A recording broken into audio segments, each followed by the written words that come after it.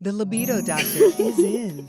In your womb, I would say you have two types of seeds. You have the seeds, which is probably half of your womb, that are destined for your divine husband, the one God has created you with.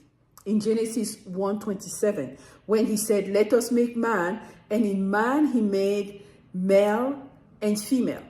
So a woman who is destined to a man carries half of the seeds of that man, and it represents half of the seeds in her womb.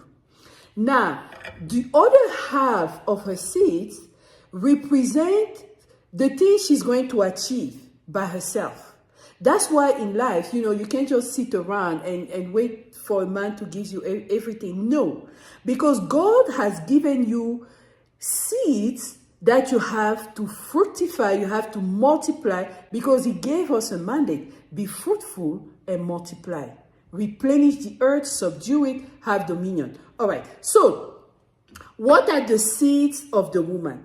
Those are your seeds of personal achievement, what you do in school, the personal projects that you take on, your children, all those different things. And this is what a man is looking for.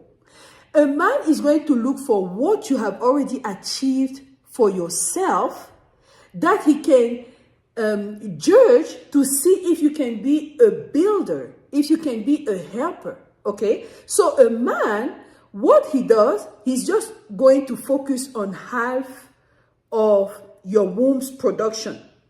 Most men don't know that if they marry the wife of their destiny, she will have a whole more seeds for him. And that's what's going to make him a champion. That's what's going to make him overachieve compared to his peers. Why? Because when he comes with her, not only she uses the seeds she's already trained herself to produce fruit for, but she's also going to use seeds for him. I always tell you that when you meet your divine partner, let me put it this way, you already have seeds for him in you. And those seeds will begin to speak. And how do those seeds speak? They speak through ideas. These seeds speak through faith. How you talk to him, how you encourage him, how you understand his divine mission. So now we know that the womb of a woman has two sides. One side with plenty seeds for her own achievement, and one side with plenty seeds for her divine counterpart. Why? Because they have a divine mission they have to accomplish together. But all those seeds have been in her mother's womb, meaning that all those seeds have the genetic codes of divine blessings or divine curses. So it's up to you to understand what runs in your family line. If there are curses, you rise up in prayer and warfare and you break them. If it's blessings, you claim them and you really fight to make them come to pass in your lifetime. Okay?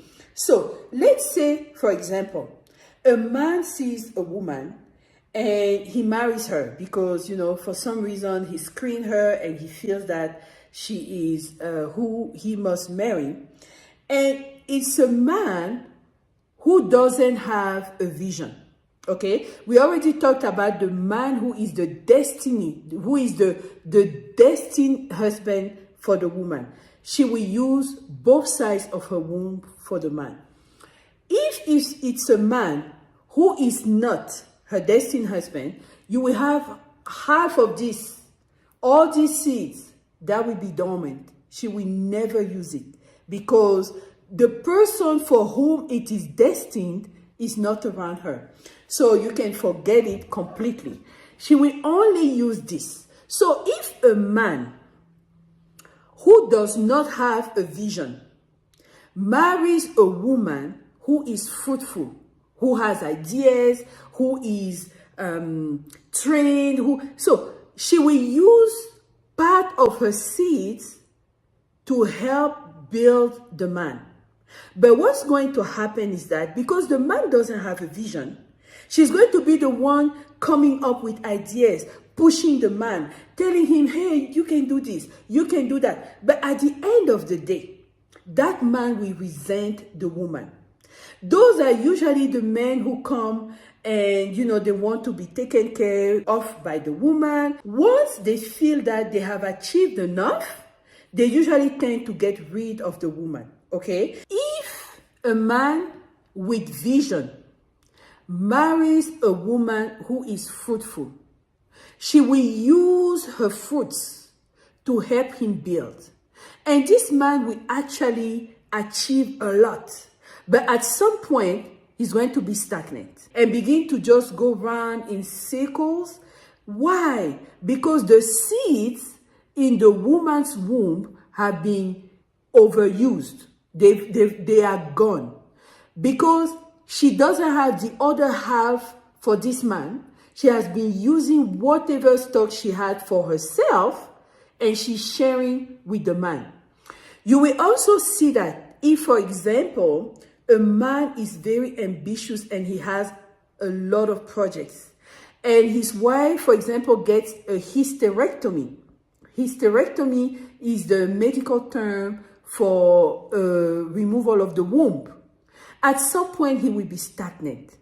And this is why some of those men that are overachievers begin to look for other women that can inspire them, that can give them ideas, that can give them this thing they are missing inside of them. Is because either the seeds in the wife's wombs have expired, or she has lost her womb. She has nothing else to bring forth new fruits, okay? So if, for example, a man with vision marries a woman that has a bad womb, let's say, for example, I'm going to take out a few seeds from this one, okay? He marries a woman that has a bad womb, or she barely has any seeds. That man will not go far. He will either fail in life, or he will miss what he's supposed to do. There are women that have bad seeds.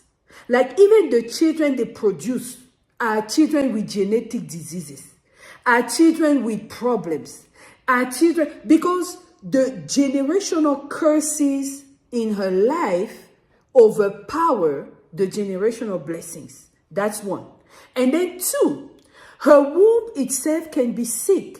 It's not just the seed that you have in your womb. It's also the content of your womb. If what is supposed to carry the seed is not good enough, you are not going to bring the seeds to fruition. It's like a fertile soil. If you have a fertile soil, whatever you plant is going to grow. But if you don't have a fertile soil, let's say you're planting on rocks, nothing will ever grow. You understand? So this is a secret behind the womb of a woman. So the man is actually looking for that fruitfulness, but he doesn't know. And he doesn't have a way to know up to which extent this woman is going to help him build. So this is the key. The fruitfulness a man is looking in the hands of a woman is actually tagged to her womb. Okay?